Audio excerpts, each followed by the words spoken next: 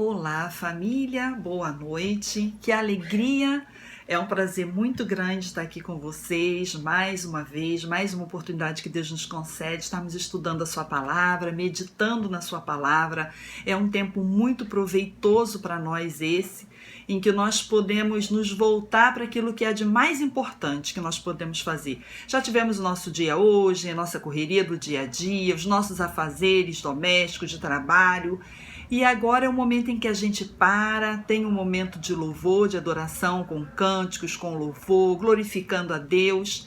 E agora a gente para meditar um pouco na palavra de Deus, e esse é o melhor período do nosso dia, é o momento em que a gente para nos voltar para as coisas de Deus, para as coisas que vêm do céu, para a palavra de Deus. Hoje, mais uma vez, estudando a carta de Pedro, 1 Pedro, hoje o capítulo 4, e a gente começou lá no capítulo 1, estudando que essa mensagem, essa epístola, Pedro se referia àqueles cristãos que estavam sendo perseguidos, que estavam sendo oprimidos por causa do evangelho, estavam dispersos, espalhados ali na Ásia Menor, em algumas províncias, e sofrendo essa perseguição. E aí Pedro vem motivar, encorajar esses nossos irmãos a se manterem firmes na fé. E essa palavra, ela é uma palavra contemporânea, ela é uma palavra para os nossos dias, para os cristãos hoje. Tem muito a nos ensinar. Por isso nós estamos estudando essa epístola e nos aprofundando um pouquinho nesse tema. Agora, no capítulo 4, Pedro vem despertar a nós, os leitores, não só agora os cristãos naquele momento, daquele episódio, mas a gente hoje, chega até nós essa palavra, com a intenção de nos despertar, de nos dizer o seguinte: olha só, vocês têm pouco tempo agora, então vocês precisam aproveitar esse tempo com aquilo que é bom, com aquilo que é proveitoso, com aquilo que é saudável, com aquilo que vai alimentar a fé de vocês, de alguma forma vai contribuir para isso. Não vivam mais na prática do pecado, não vivam mais como velhas criaturas que éramos. Agora vocês têm pouco tempo, então aproveita esse tempo naquilo que é bom, naquilo que vocês têm aprendido. Agora foca a vida de vocês, foca a atenção de vocês para isso. Deixem a prática de pecado. O pecado, como qualquer outro vício, gente, ele vai causar uma dependência. E não é da noite para o dia que a pessoa agora vai deixar de praticar. Pessoa que ela bebe e o corpo já sente aquela necessidade, Já atrai para aquilo ali, já vai no automático. E agora, para parar, tem se redisciplinar, uma disciplina agora, para poder conseguir abrir mão daquilo ali e fazer agora aquilo que é certo. Então, a mesma coisa é com a vida do pecado. A gente aceita Jesus, se converte, e a pessoa agora ela não consegue ainda da noite para o dia. Tudo que eu praticava, eu larguei, tudo que eu abandonei, ok. A gente vai ouvir, vez ou outra, testemunho de pessoas que vão dizer assim: olha, instantaneamente, eu conheço pessoas assim. Instantaneamente, quando Jesus entrou na minha vida, eu tomei nojo do cigarro. Eu não consegui mais fumar. Instantaneamente, quando eu aceitei Jesus, acabou o vício, acabou a droga, aquela necessidade que o meu cérebro buscava na droga e eu não conseguia, mas isso não é a regra, tá? A gente precisa de agora se disciplinar, se educar, renunciar à carne e praticar agora as coisas de Deus. Isso vai ser com disciplina, isso vai ser com renúncia, isso vai ser fazer a carne morrer todo dia. Então, você vai ver, a gente não pode chegar na igreja e querer assim: o cristão ele tem que ser perfeito. Não, mas a Bíblia, mas não tem que ser assim, mas não deveria ser assim. Ok, mas a gente está num processo, a gente está em construção. Lembra que a gente está em construção, é um processo, não é da noite para o dia que isso acontece. E é isso que Pedro vem, no capítulo 4, vem encorajar a gente, vem ensinar isso para a gente. vem exortar a gente para não se deixar mais levar pelo pecado, para se manter firme agora na fé. Você agora tem o auxílio do Espírito Santo. Nós temos o Espírito Santo habitando dentro de nós. Quando Jesus voltou ao céu, no corpo glorificado, ele enviou o Espírito Santo. Foi necessário, Jesus fala isso, é necessário que eu vá para que o Espírito Santo possa vir, porque ele é o Consolador. Ele é aquele que vai ficar agora no lugar de Cristo dentro de nós, dando continuidade à boa obra que começou. No conhecimento, no entendimento do Evangelho, quando aceitamos Jesus, agora o Espírito Santo vai nos aperfeiçoando todos os dias. É uma obra contínua que o Espírito Santo faz em nós, realiza dentro de nós. Não acabou. Isso vai ser para sempre, né? Enquanto tivermos vida, esse processo continua. Romanos 6,10 diz assim, olha, porque morrendo, ele morreu para o pecado de uma só vez, mas vivendo, vive para Deus. E Pedro nos encoraja a morrermos para o pecado e a vivermos para Deus, a mantermos a nossa fé viva, de que somos nova criatura e que agora nós vivemos para Deus, a nossa vida agora pertence a Deus, a minha boca não pode mais proferir as mesmas palavras que elas proferiam, o meu coração não pode ter os mesmos sentimentos rancorosos que tinham antes do Evangelho chegar na minha vida, as minhas práticas, as minhas atitudes não podem mais ser a mesma atitude que eu tinha antes do Evangelho chegar na minha vida, antes de eu conhecer Jesus. E Pedro traz essa exortação para a gente estar atento, de que agora a gente tem pouco tempo. Então vamos pegar esse pouco tempo que nos resta, porque Jesus está voltando, e para alguns, de uma forma ou de outra, nos encontraremos com Deus.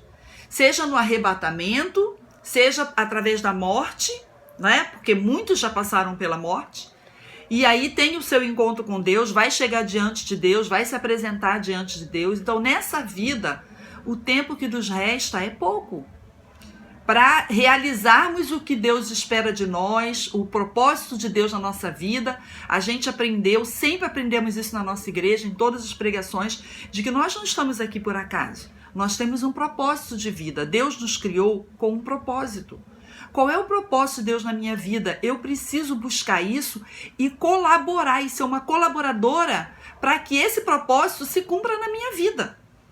Então, a gente tem pouco tempo para realizar isso. Então, vamos focar naquilo que interessa. Em vez de a gente passar bom tempo lamentando, reclamando, né, tendo um comportamento, tendo atitudes que não vão em nada nos elevar, nos exaltar, que vão em nada exaltar o nome de Deus na nossa vida. Então a gente precisa abrir mão disso, né? A gente precisa abrir mão. As coisas da vida são necessárias? São, mas a gente precisa ser mais objetivo para que nos sobre ainda mais tempo, para que a gente foque nas coisas de Deus, no propósito de Deus na nossa vida. E aí, Pedro ressalta alguns pontos importantes que eu gostaria de ressaltar com vocês. Do versículo 7 ao versículo 11, todos os versículos têm um ponto que a gente precisa dar um pouquinho de atenção. Olha, no verso 7 diz assim, o fim está próximo, por isso sejamos criteriosos, alertas e dedicados à oração. E isso é muito objetivo, muito prático, dispensa uma explicação. O fim está próximo. Por isso sejamos criteriosos, né? O que eu estou falando até aqui. Da gente focar, né? Da gente saber o que realmente importa. E estarmos alertas. Por que alerta? Porque o pecado nos assedia todos os dias. Ele bate a sua porta todo dia, a tentação vem todo dia. Tem até uma música do Thales que fala isso, né? Mas todo dia o pecado vem e me chama. Todo dia vem as tentações e me chamam. Mas eu escolho Deus. Então, a gente precisa estar alerta e dedicado à oração. A gente precisa estar sempre, gente, nos cercando, nos revestindo através da oração, da palavra e da oração. Porque o inimigo está aí e nos assedia, bate a nossa porta, nos tenta, E ninguém está isento disso e a gente precisa estar alerta. Verso 8 diz assim, ó, que amemos uns aos outros, porque o amor perdoa os pecados. Não vamos esperar ser amado. Ah, o irmão não me tratou com amor. Ah, o pastor não me tratou com amor. Aquela pessoa não me tratou com amor. Eu vou fazer a minha parte. Como o outro vai me tratar, ele deveria me tratar com amor. Mas olha só, é uma responsabilidade dele diante de Deus. Eu sou responsável por minhas atitudes. Então, eu vou fazer o que a Bíblia manda, que é agir para com o meu próximo com amor. Porque o amor perdoa os pecados. O amor cobre os pecados. Tem esse poder.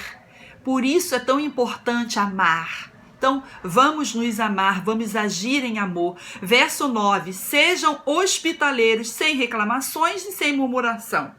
Pelo contexto, a gente vê aqui, que, pelo contexto assim, da epístola, que como os cristãos eles estavam sendo perseguidos e eles estavam dispersos, eles haviam se espalhado, fugido, né, do seu lar, da sua terra natal, fugindo por conta da perseguição, esse ser hospitaleiro aqui, a gente entende logo que era para com essas pessoas, com esses cristãos, que estavam procurando um refúgio, um exílio, um auxílio de alguém, quem pudesse acolher ele, porque ele já não podia mais, ele agora virou, né, uma pessoa que um dia estava aqui, outro dia estava ali. Então, ser hospitaleiro, receber sem reclamação e sem murmuração, porque ninguém aguenta conviver com uma pessoa queixosa, rixosa, que murmura o tempo todo, que reclama o tempo todo. A murmuração ela é o oposto da gratidão. Se eu murmuro, se eu me queixo, se eu reclamo o tempo todo, é porque eu não estou sendo grata. Se põe uma comida para mim, eu digo, essa comida tá, nossa, cara, tá horrível, gente. Tá sem sal, o gosto não tá bom, essa sopinha não tá muito quente, o chazinho não tá muito quente, essa bebida não tá muito gelada. Quando a pessoa ela reclama assim o tempo todo, ela não é grata. Senão, ela não iria estar reclamando. Ela iria estar agradecendo. Agradecendo pela essa cama maravilhosa que eu tenho para dormir, por esse travesseiro, por mais simples que seja, mas para mim tá ótimo, maravilhoso, é o que eu tenho, foi o que Deus me deu. Então, a pessoa que ela reclama, ela perde a oportunidade de ser grata. E a gratidão é algo que toca o coração de Deus, que move o coração de Deus. É um coração grato. E Pedro vem nos exortando sobre isso. O verso 10, usar os dons que recebemos para servir aos outros. Olha só, gente, deixa eu chamar atenção aqui. Dom não é status, não é para benefício próprio. O dom, ele não é para autopromoção. A Bíblia fala sobre isso. Deus deu a cada um, Deus deu um dom, mas esse dom é para ornar a igreja, o corpo de Cristo. Esse dom é para ser usado em prol do reino de Deus, da igreja, de promover o evangelho.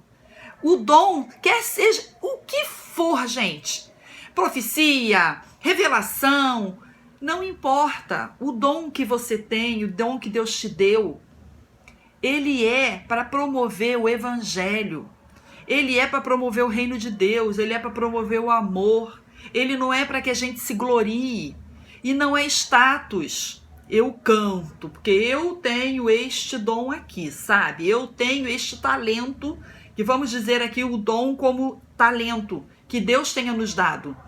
Ele não é para isso. O dom é para promover o evangelho, para abençoar a igreja de Cristo. Verso 11, falar como quem transmite a palavra de Deus. Eu não sou portadora de qualquer mensagem. Eu sou portadora da palavra de Deus. Eu sou portadora de uma mensagem de vida, de uma mensagem de libertação, de uma mensagem de amor. Eu sou portadora de uma mensagem de transformação. E eu preciso entender isso. A importância da mensagem que eu levo, que eu carrego. Se vai servir, faça-o, ainda no verso 11, se vai servir, faça-o na força que Deus provê. Tudo isso é para que o nome de Deus seja glorificado mediante Cristo Jesus. Assim como Jesus honrou ao Pai, nós precisamos honrar também. Precisamos honrar o nome de Jesus. Precisamos honrar a presença de Jesus, a vida de Jesus, o nome de Jesus que eu carrego em mim. Eu preciso honrar. Então, tudo que eu vou fazer na força que Deus me concede para honrar ao seu próprio nome. Então, toda essa epístola eu quero concluir dizendo para você que a intenção de Pedro é encorajar a igreja, é nos encorajar para nós estarmos firmes mesmo em meio às perseguições, às tribulações, às dificuldades, nós permanecermos firmes, constante, crendo sempre, olhando sempre para o autor e consumador da nossa fé. No verso 15 ele ainda diz assim, que se alguém sofre perseguição, que não seja por cometer um crime, como matar, roubar, defraudar alguém, mas se sofre porque é um cristão, não deve se envergonhar disso, mas glorificar a Deus, glorificar a Jesus nas suas atitudes, no seu comportamento, nas suas palavras, tudo que há em mim, tudo que há em você, meu irmão, tudo que há em você, Igreja de Cristo, no século 21, precisa honrar o nome do Senhor. As pessoas precisam olhar para nós e dizer, ali vai um homem de Deus, uma mulher de Deus, não só por causa da minha aparência, porque se me colocar talvez em meio a tantas outras mulheres de meia idade, olha, dentro de uma sala, dentro de um lugar, mas é quando eu falo, precisa haver uma diferença na minha postura. É quando eu trato com alguém, precisa haver uma diferença nas minhas atitudes. As coisas em mim precisam apontar sempre para Cristo e para Deus e para o amor de Deus revelado em Cristo Jesus. E é isso que Pedro está nos motivando, nos encorajando, nos exortando, e que assim seja na minha vida e na sua vida todos os dias. Que Deus te abençoe, que essa palavra possa ser frutífera na sua vida, que ela venha dar muitos frutos, irmãos. Muitos frutos mesmo, frutos dignos de arrependimento, frutos dignos de nova criatura que somos em Cristo Jesus, que confessamos, que proferimos a nossa fé nesse Deus maravilhoso e imutável, que é o Senhor Jesus. Deus te abençoe e fiquem com Deus. Eu quero orar com você, Pai, que essa palavra, Senhor, ela venha realmente de encontro a tudo aquilo que nós precisamos, Pai. E que a partir de hoje a gente tenha mesmo essa decisão confirmada no nosso coração de te servir, de te honrar em todo o tempo, porque nós fomos encorajados, Senhor, através dessa epístola a permanecer firme. E é isso que é o desejo do nosso coração, é essa que é a nossa decisão, é estar firme e permanecer firme na fé, Senhor, que nós adquirimos em Ti, essa fé que nós temos em Ti, que o Senhor colocou no nosso coração. Obrigada, Deus, por essa palavra, que nos encoraja mais uma vez, e que esse meu irmão, essa minha irmã, e que a minha vida seja uma vida que Te honre todos os dias, Pai, porque esse é o desejo do nosso coração. Nos ajuda, nos fortalece. Nós oramos assim, em nome de Jesus. Amém. Deus te abençoe. Até nosso próximo encontro, em nome de Jesus. Um beijo para você e até lá.